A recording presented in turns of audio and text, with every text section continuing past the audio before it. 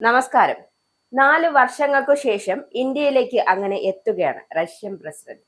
ഇന്ത്യയും റഷ്യയും തമ്മിലുള്ള തന്ത്രപരമായ ബന്ധങ്ങളുടെ ആഴം ലോകത്തിന് മുന്നിൽ ഒരിക്കൽ കൂടി വ്യക്തമാക്കിക്കൊണ്ട് പ്രധാനമന്ത്രി നരേന്ദ്രമോദിയുടെ ക്ഷണപ്രകാരം വ്ളാഡിമിർ പുടിൻ 23ാമത് ഇന്ത്യ റഷ്യ വാർഷിക ഉച്ചകോടിയിൽ പങ്കെടുക്കാൻ ഇന്ത്യയിലെത്തുന്നു.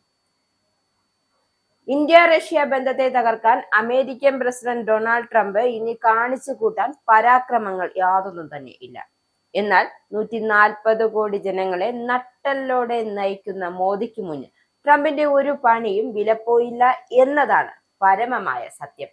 ആദ്യം കുടിയേറ്റക്കാരെ ദ്രോഹിച്ച് ഇന്ത്യയെ വരുതിയിൽ നിർത്താമെന്നു കരുതി. പക്ഷെ അതും പ്രാവർത്തികമായില്ല. ഇതോടെയാണ് എണ്ണ വിഷയത്തിൽ ഇന്ത്യയുടെ മേൽ കുതിര കയറാൻ എത്തിയത്. എന്നാൽ അതിലും പ്രത്യേകിച്ചൊന്നും സംഭവിച്ചില്ല. ഏകപക്ഷീയമായ തീരുവ ചുമത്തി എണ്ണ വ്യാപാരം അവസാനിപ്പിക്കാൻ ഇരു രാജ്യങ്ങളെയും സമ്മർദ്ദത്തിലാക്കാൻ അമേരിക്ക ശ്രമിച്ചപ്പോൾ ഇന്ത്യയും റഷ്യയും അടുത്തിടെ സൗഹൃദത്തിനായുള്ള തങ്ങളുടെ പ്രതിബദ്ധത വ്യക്തമാക്കി. കടുത്ത സമ്മർദ്ദമുണ്ടായിട്ടും അമേരിക്കയ്ക്ക് വഴങ്ങാൻ ഇന്ത്യ വിസമ്മതിച്ചു. ആരിൽ നിന്ന് എണ്ണ വാങ്ങണമെന്ന് മറ്റൊരു രാജ്യം തീരുമാനിക്കേണ്ടതില്ല എന്ന് വ്യക്തമായി ഇന്ത്യ തങ്ങൾക്ക് പറയാനുള്ള നയം വ്യക്തമാക്കി. ഇന്ത്യയുടെ നായകനായ മോദി ഒന്ന് തീരുമാനിക്കുന്നു, അത് നടപ്പിലാക്കും. ഇന്ത്യക്കുമേൽ ചുമത്താവുന്ന തീരുവയൊക്കെ ചുമത്തി, എന്നാൽ താൻ ഇനി ചെയ്യാവുന്നതൊക്കെ എന്നതാണ് ഇന്ത്യയുടെ നയവും. അതുകൊണ്ടാണ് സകല എതിർപ്പുകളെയും തൃണവൽക്കരിച്ചുകൊണ്ട് മോദി പുടിനെ ഇന്ത്യയിലേക്ക് കൊണ്ടുവന്നത്. 2 ദിവസത്തെ സന്ദർശനത്തിനായാണ് മോദിയുടെ ക്ഷണപ്രകാരം റഷ്യൻ പ്രസിഡന്റ് വ്ളാഡിമിർ പുടിൻ ഇന്ത്യയിൽ എത്തുന്നത്. ഇന്ത്യക്ക് നേരെയുള്ള തീരുവ യുദ്ധം US തുടരുന്നതിനിടയിലെയാണ് വെള്ളിയാഴ്ച ഹൈദരാബാദ് ഹൗസിൽ നടക്കുന്ന 23ാമത് ഇന്ത്യ റഷ്യ ഉച്ചകോടിയിൽ പുടിൻ പങ്കെടുക്കുന്നത്. പ്രതിരോധം, സൈനികേതര ആണവോർജം, വ്യാപാരം തുടങ്ങിയ രംഗങ്ങളിൽ പരസ്പര സഹകരണം വർദ്ധിപ്പിക്കുന്നതിനുള്ള ധാരണകൾ കൂടിക്കാഴ്ചയിൽ ഉണ്ടാകുമെന്നാണ് സൂചന.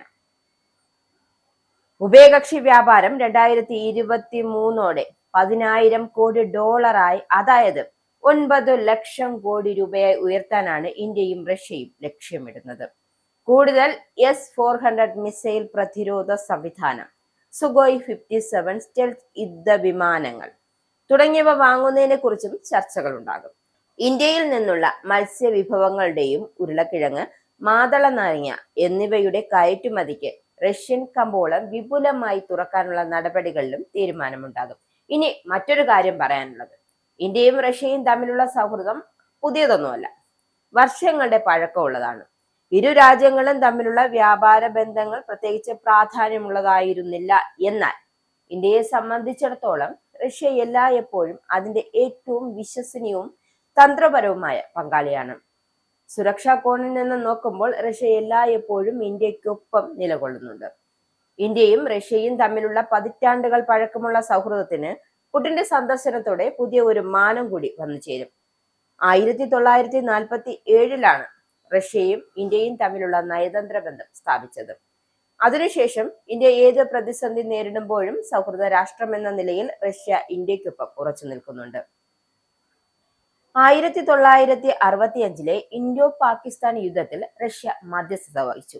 1971 ഇൻഡോ പാകിസ്ഥാൻ യുദ്ധത്തിൽ റഷ്യ നമ്മുടെ ഇന്ത്യയെ പിന്തുണച്ചു. കൂടാതെ ഈ കാലയളവിൽ ഇരു രാജ്യങ്ങളും സൗഹൃദത്തിന്റെയും സഹകരണത്തിന്റെയും ഉടമ്പടി ഒപ്പുവച്ചു. ആണവ മേഖലയിൽ റഷ്യ ഇന്ത്യയുടെ ദീർഘകാല പങ്കാളി കൂടിയാണ്.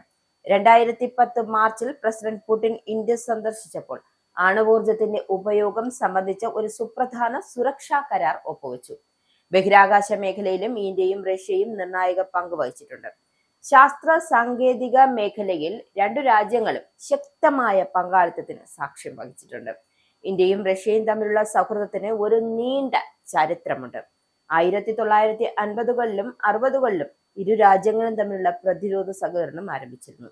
ചൈനയിൽ നിന്നും പാകിസ്ഥാൻ പോലുള്ള അയൽ രാജ്യങ്ങളിൽ നിന്നും ഇന്ത്യ വെല്ലുവിളികൾ നേരിടുന്നുണ്ട്. ഇന്ത്യ സത്യത്തിൽ ഇരുവശത്തു നിന്നും നിരന്തരം വെല്ലുവിളികൾ നേരിടുന്നുണ്ടെന്നും എന്നിരുന്നാലും ഒരു സൗഹൃദ രാഷ്ട്രം എന്ന നിലയിൽ റഷ്യ ഇന്ത്യക്കൊപ്പം നിലനിൽക്കുന്നുണ്ട്. പ്രതിരോധം, തന്ത്രപരമായ സഹകരണം എല്ലാം തന്നെ ഇന്ത്യ റഷ്യക്കൊപ്പമാണ്, അല്ലെങ്കിൽ റഷ്യ ഇന്ത്യക്കൊപ്പമാണ്. എന്തായാലും ആഗോള ദക്ഷിണേന്ത്യയിൽ ഇന്ത്യയുടെയും റഷ്യയുടെയും പങ്കാളിത്തം പ്രാധാന്യമുള്ളതാണ്. ഇരു രാജ്യങ്ങളും ഈ ഗ്രൂപ്പിനുള്ളിൽ അവരുടെ താല്പര്യങ്ങൾ പ്രോത്സാഹിപ്പിക്കുകയാണ്. ഈ ഗ്രൂപ്പിന്റെ ആഗോള താൽപര്യങ്ങളെക്കുറിച്ചുള്ള ഇന്ത്യ ആഗോള വേദിയിൽ ശബ്ദമുയർത്തും.